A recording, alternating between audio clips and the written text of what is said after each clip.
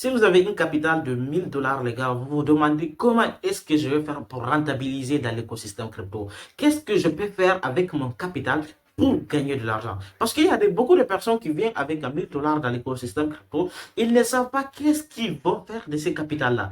Ils ne savent pas. Beaucoup de personnes perdent de l'argent comme ça. Ils prennent tout l'argent, ils mettent dans le trading, dans la crypto. Et quelques minutes après, ils perdent tout l'argent. Pour vous éviter tous ces erreurs-là, les gars, j'ai fait cette vidéo pour vous dire comment est-ce qu'on investit 1000 dollars dans l'écosystème crypto et comment est-ce que vous allez l'investir. Parce que il ne suffit pas simplement de l'envoyer dans l'écosystème crypto. Il y a plusieurs jargons. Donc, on va utiliser 1000 dollars pour investir dans l'écosystème crypto. On va utiliser du staking, on va utiliser le earn, on va utiliser le P2P, on va utiliser tous les modèles de business disponibles autour de ces capitales-là pour générer de revenus passifs dans l'écosystème crypto. Parce que avoir 1000 dollars aujourd'hui, c'est avoir plus de 10 millions de francs guinéens. Je pense que c'est dans les alentours de 500 000 francs CFA. Quand même, c'est un capital colossal. Donc, les gars, si vous avez ce capital-là, maintenant, là, les gars, suivez cette vidéo de début jusqu'à la fin. Parce que d'ici à la fin de cette vidéo, je vais vous montrer comment est-ce que vous allez investir 1000 dollars et surtout comment est-ce que vous allez répartir ces capitales-là et comment est-ce que vous allez faire pour gestionner ces capitales-là. C'est-à-dire, quelle est la meilleure façon pour vous d'investir cet argent-là sans le perdre et avoir de l'argent encore avec ce capital-là. Donc, si tu sais que tu as de l'argent, même si c'est 1000, même si c'est ça et ça, reste du début jusqu'à la fin parce que d'ici à la fin de cette vidéo, je vais te montrer tout ce qu'il te faut pour que tu arrives à générer de revenus passifs dans l'écosystème crypto. Parce que ce que je vais te montrer là, je le montre aux membres de ma formation. Donc, si tu sais que tu es nouveau, tu ne connais absolument rien encore, n'hésite pas, j'ai déjà des formations disponibles sur le sujet pour t'aider à comprendre l'écosystème crypto de Amara à Zaoura, c'est-à-dire de A à Z. Donc, sans plus tarder, on se retrouve ici pour t'expliquer comment est-ce que tu vas implanter ça pour que tu arrives à générer de l'argent dans l'écosystème crypto là. Mon frère, il est temps de te bouger, ok? Donc, on se retrouve ici là pour te montrer cela.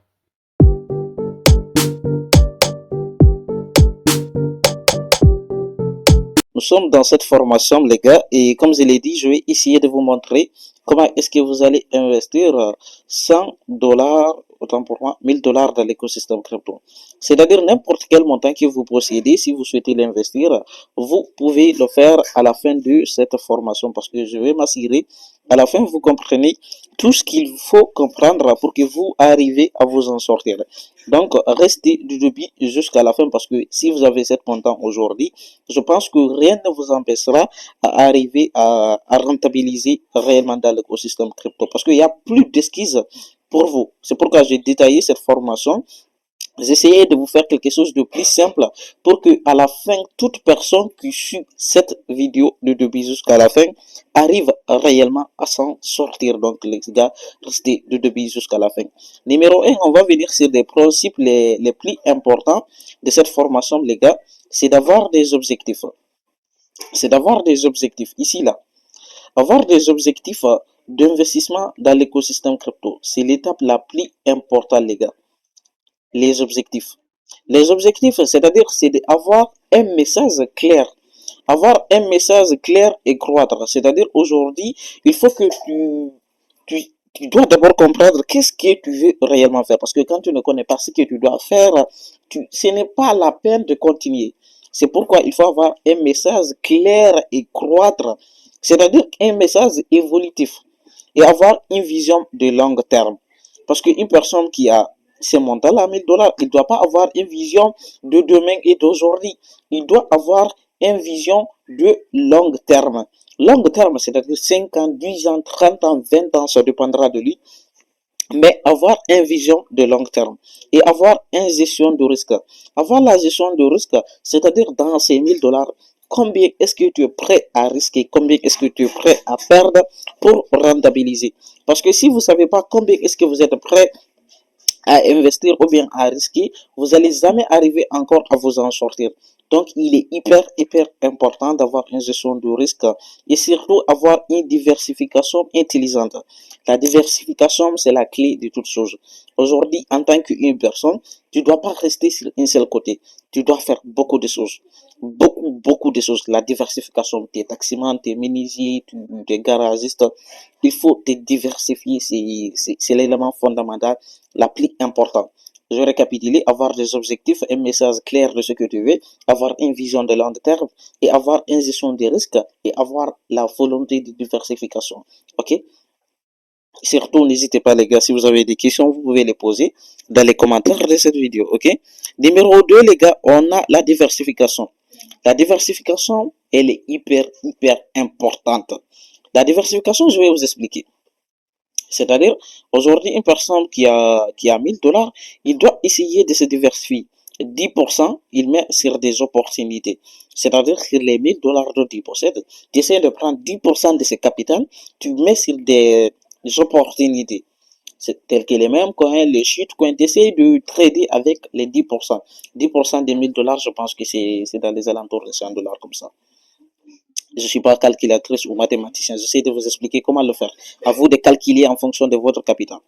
Maintenant, après, si vous avez fait la diversification, vous allez chercher ce qui est plus important, 10% dans les stablecoins. 10% dans les stablecoins, c'est de mettre en USDT ou bien en ISDT. Mettre en stablecoin, c'est de protéger ton capital. C'est-à-dire, dans les 1000 $, tu dois avoir quelques petites notions de garantie dont tu ne dois jamais mettre dans le marché. Et avoir 15% des altcoins. 15% des altcoins, c'est-à-dire c'est d'investir sur toute crypto qui n'est pas le Bitcoin. Toute crypto qui n'est pas le Bitcoin. Par exemple, Ethereum, Solana, Ondo, Virtual, c'est des cryptos qui sont des altcoins solides dont tu peux investir dans le long terme ou dans le long terme. C'est ça qu'on appelle altcoin. Après la diversification, tu mets 25% de l'Ether. Ethereum, je n'ai pas dit Ethereum. J'essaie juste d'expliquer. C'est-à-dire mettre 15% sur des cryptos qui peut croître 25% Ethereum. Ethereum peut être une mauvaise crypto. Ok? 25% sur des cryptos croissants, c'est-à-dire des cryptos qui vont rester dans le monde de la crypto 1 an, 10 ans, 30 ans, 100 ans, du long terme, une croissance. Après, tu peux mettre quelque chose dans le Bitcoin, 40% dans le Bitcoin pour chercher la stabilité. Pourquoi je recommande de mettre ton plus gros capital dans le Bitcoin? Parce que le Bitcoin, c'est le numéro 1 de toutes les cryptos. C'est le Bitcoin qui est le numéro 1 de toutes les cryptos. C'est-à-dire, quand tu n'es pas sur le Bitcoin, mon frère, t'es foutu. Ok? Tu essaies de mettre 40% sur le Bitcoin. C'est hyper important. Ok? C'est hyper important. Et surtout, je vais essayer de mettre ça. Désolé les gars. Mettre 40% du Bitcoin. Et surtout, j'espère que ici c'est compris. À la fin, je vais récapituler. Si vous avez des questions, vous les poserez dans les commentaires. N'hésitez surtout pas, c'est barré les gars. Et la plus importante encore, c'est de faire du DCA. Faire du DCA. C'est-à-dire, la manière dont tu dois investir, c'est avec une stratégie. Et la stratégie dont tu dois appliquer, c'est du DCA. Voici, je t'explique le DCA.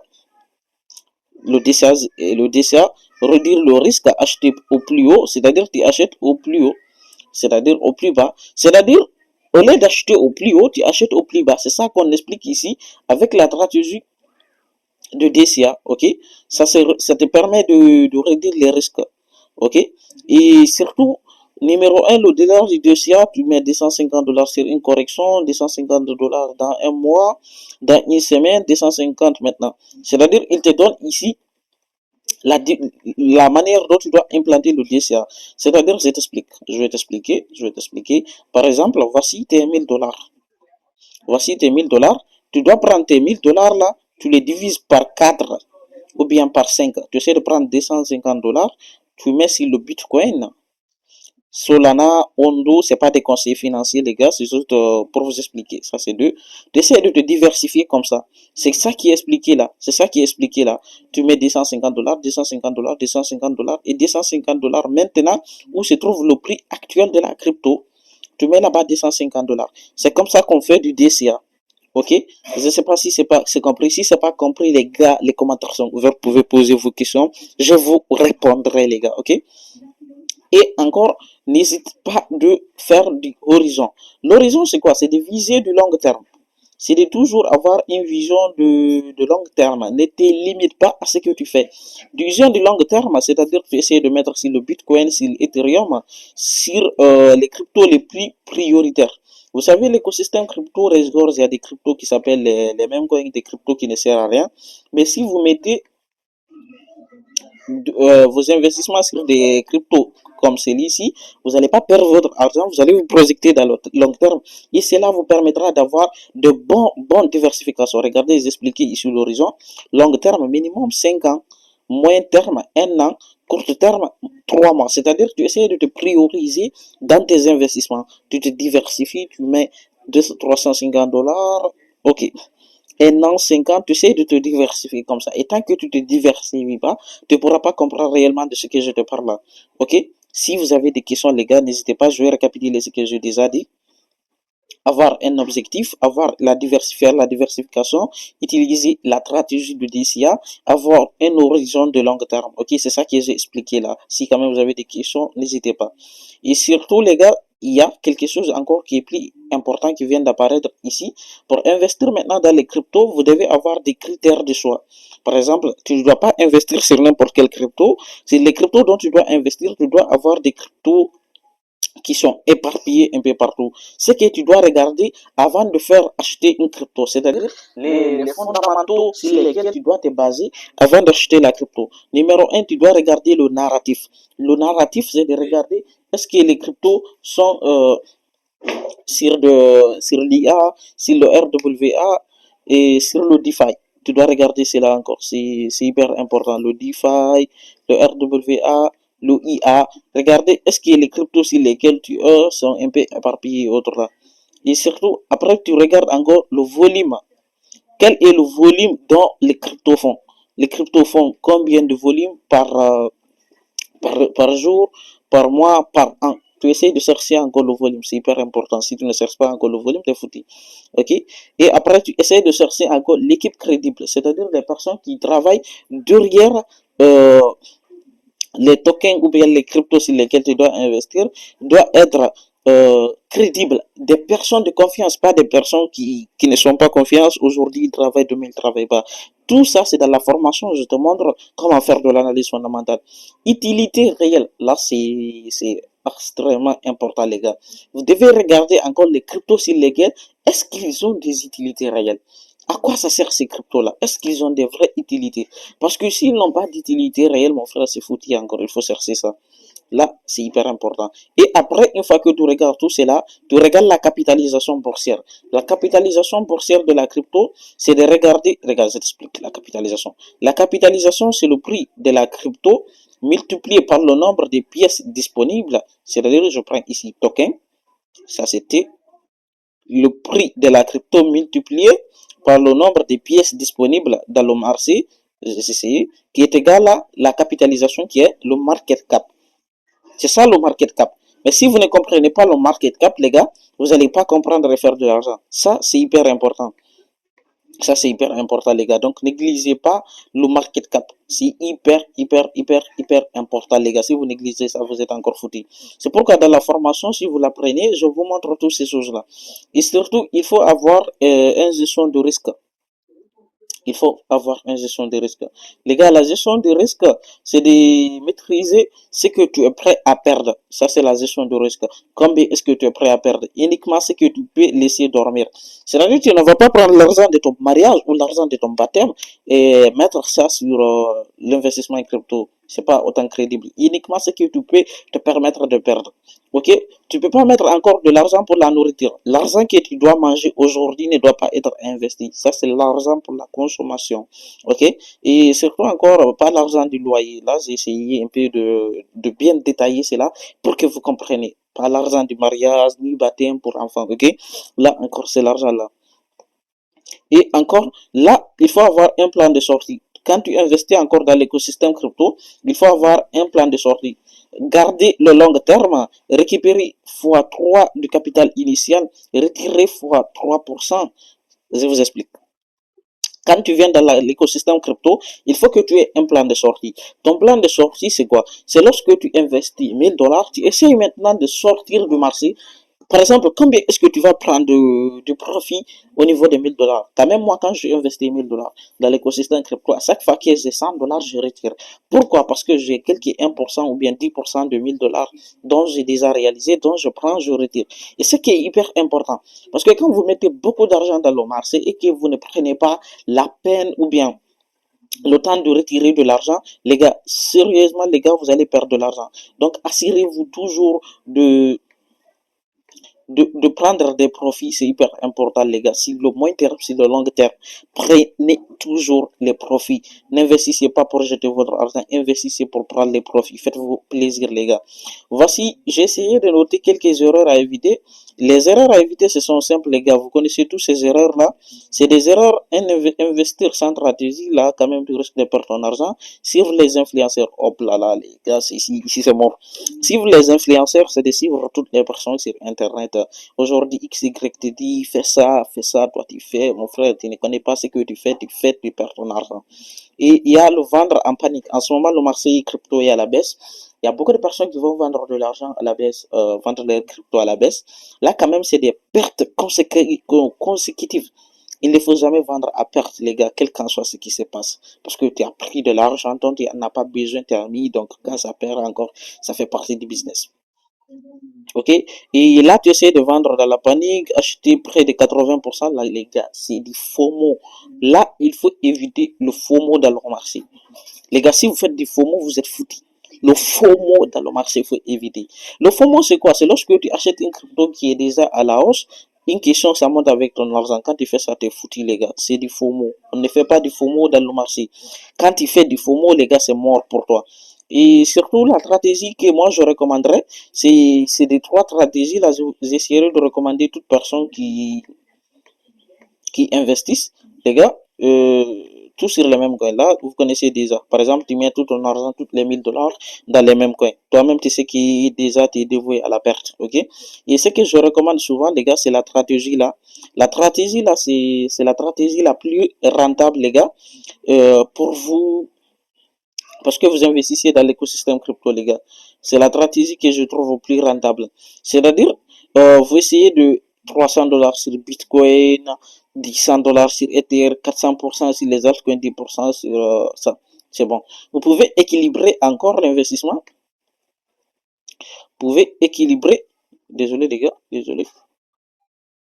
Vous pouvez équilibrer encore votre investissement. Vous allez mettre 400 pour 400 dollars sur le BTC, 250 dollars ici, 200 sur les altcoins, 150 sur les altcoins. Vous pouvez être prudent. Vous pouvez mettre 500 sur ici, 500, ici 100, ici 100. Ça dépendra des choses, les gars. J'ai essayé de détailler ici. C'est à vous de voir qu'est-ce que vous allez opter, les gars. Parce que je pris la peine de bien détailler ces choses-là. Maintenant, c'est à vous de voir quelle est la stratégie dont vous allez opter. Si vous allez opter pour la première, la deuxième, la troisième, là, c'est à vous de me dire dans les commentaires, les gars. Donc, c'est un peu ça, les gars. Et ce que je voulais vous montrer durant cette formation, je vais récapituler du A à Z. Numéro 1, il faut avoir un objectif. Sans objectif, les gars, vous êtes dévoués à la perte. Il faut avoir un plan de diversification. Il ne faut pas tout mettre dans un seul panier. Avoir une stratégie qui est la stratégie de DCA. Utiliser la stratégie d'horizon, se projeter dans le long terme. Utiliser les choix de critères, c'est-à-dire des critères pour sélectionner vos cryptos. Utiliser la gestion des risques, combien est-ce que vous êtes prêt à perdre dans ce que vous allez mettre. Avoir un plan de sortie. Éviter les erreurs dont j'ai mentionné. Et là, vous avez les trois stratégies. Donc, les gars, c'était juste un peu ça. Comme toujours, c'est Barry, les gars. Prenez soin de vous.